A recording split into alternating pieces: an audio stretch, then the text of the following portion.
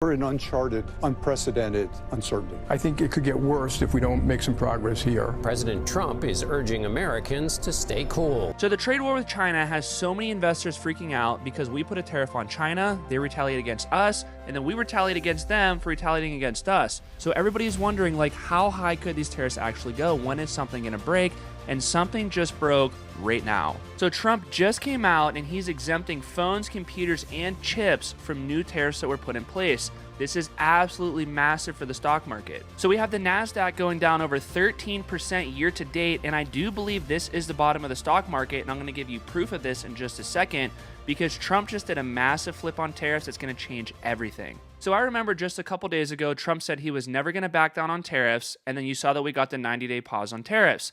Then Trump said he's not gonna back down on chip imports, and then he just did right now. He also said he's not going to back down on an iPhone import, and he just did right now. This is absolutely massive for the stock market because the S&P 500 and the NASDAQ are the two biggest indexes in the world, and they are so heavy on phones, computers, and chips. So I expect a massive pump in the stock market, and it's very, very possible that the bottom is in right now. So I'm going to show you 4 charts right now that if you understand everything on these charts, it's going to change everything how you feel about the stock market right now, and you're going to flip and become instantly bullish on the market. I'm bullish right now on the market. I think you should be too. So let me explain this to you in a no BS, no clickbait, no fluff way, because we're all here for one thing. We're here to make money. I don't care if these videos get views. I just want to keep it real with you guys and show you what's actually going on and how we could actually make money on it. So let's dive in. So chart number 1 is the fear greed index, and we're in the extreme fear category right now. And when people are fearful, that is the time that you want to be greedy. And when people are over here and greedy, this is the time that you want to be fearful. So basically, when we're in the extreme greed category over here, the market's pretty much pumping straight up and things are getting expensive.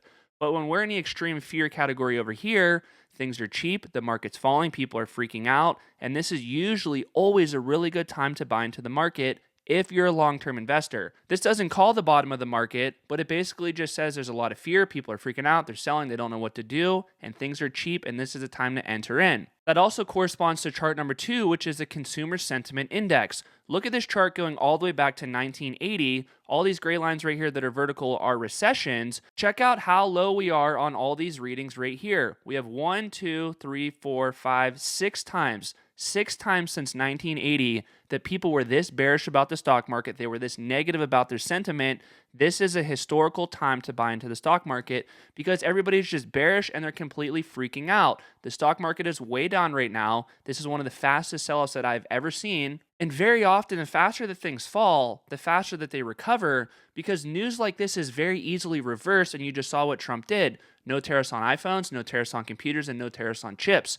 Those sectors of the economy are massive. They're massively overweighted in the NASDAQ and the S&P 500. So I expect those indexes to rebound sharply. And at the time of recording this right now, the price of Bitcoin is going way up because the market's closed right now and you can't really see what the market's actually doing.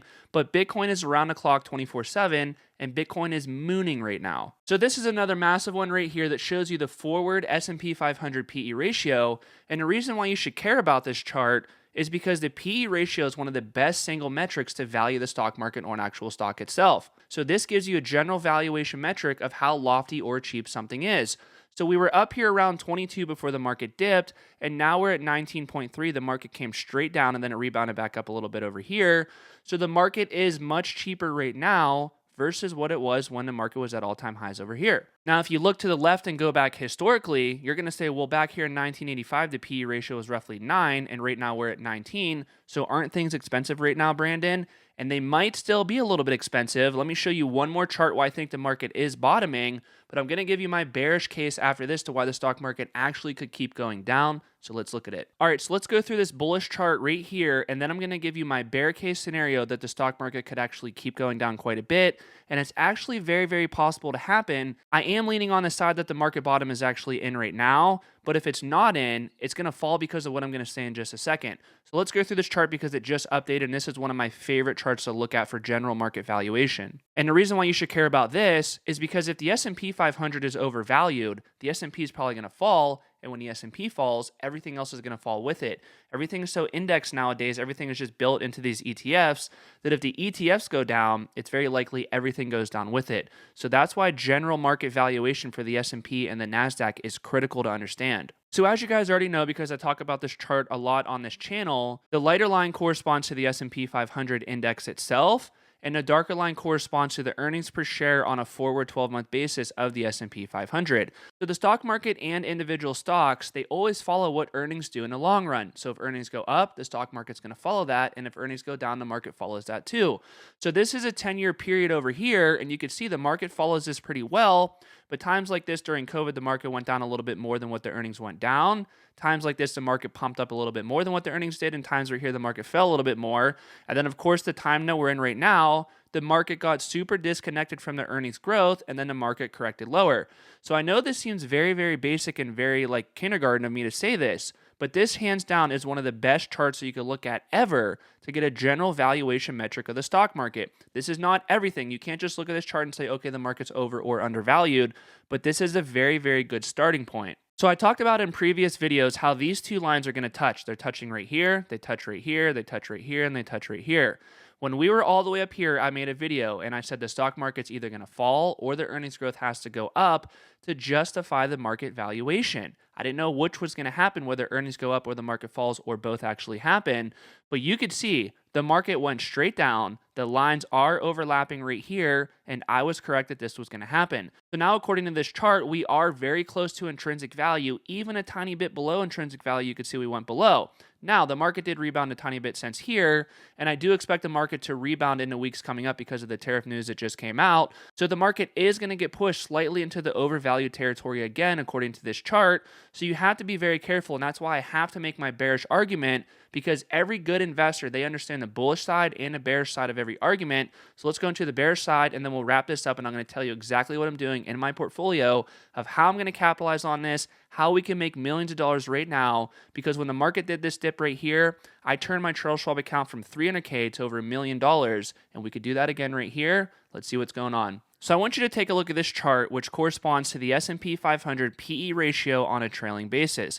I know I talk about PE ratio a lot, and you're probably annoyed with me, but if you want to be a good investor and truly understand if right now is a good buy the dip opportunity or not, you have to understand this stuff, because it might not be sexy, but making money is sexy, and this is how you do it. You have to understand this. So going all the way back to 1980, you could see the PE ratio is 7, literally 7 on the S&P 500. Right now we're up here at 26, but you can notice a trend right here of going from 7 to 26 since 1980 going to current. So you're probably wondering, why is the PE ratio steadily trending up in this period? Well, look at this chart right here. 1980, interest rates were roughly 19%, and right now they're 4.3% going all the way down on this scale over here.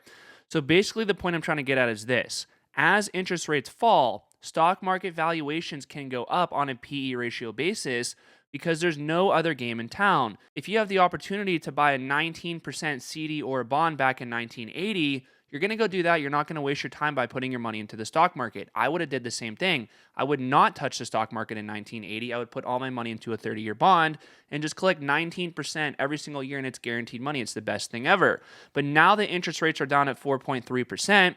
The stock market is more compelling and the bond market is less compelling. But this is the bearish argument. Interest rates just went from 4% to 4.49% in just a couple days. So this pump in just a couple days is very bad for the stock market, because it makes bonds that much more compelling. It went from 4% to roughly 4.5%. People are wanting to put their money into the bond market all at a time that we have this trade war stuff, tariff, recession, inflation coming back, stagflation. Investors are freaking out right now. So I do think that's why Trump flipped, and he said we're not going to do tariffs on chips, phones, computers, and stuff like that.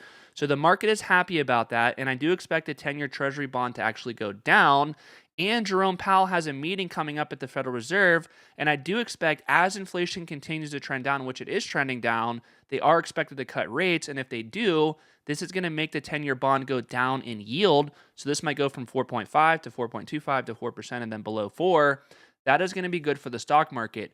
But if they don't cut interest rates and we get in this situation of stagflation, which is essentially high inflation with a crappy economy, you can't really fix that, because you can't cut interest rates to try to support the economy, because then inflation is going to go up. So you're not going to do that, but then you're also not going to keep interest rates higher for longer, because if you do, you're going to hurt the economy even more. So this is the bearish argument for the economy, essentially where inflation goes up because of tariffs, but the Fed can't raise rates because then the economy is going to take a crap, and the economy at the same time is taking a crap, and you want to cut interest rates to help support it.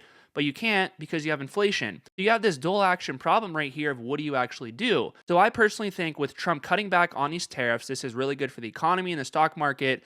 And it's just showing that Trump is starting to bend the knee and he's realizing he truly is breaking things right now. I get it that we have unfair trade deals with China and these other countries and they're trying to negotiate with us, but you have to walk the middle ground on this stuff. You can't just go full nuclear and just go full-blown 145% tariff on China and say, screw you guys. You have to walk the middle ground and do this logically. And of course, the closer that we get to midterm elections and Trump's presidency coming up, he's going to try to make the economy as good as possible, the stock market at all-time highs, because he's going to want the Republicans to get voted back in. So what I'm personally doing right now, and I love to keep things simple, because keeping it simple is the way that you actually make money. There's all these crazy complicated strategies on X, YouTube, Instagram, wherever you're looking for your stuff at.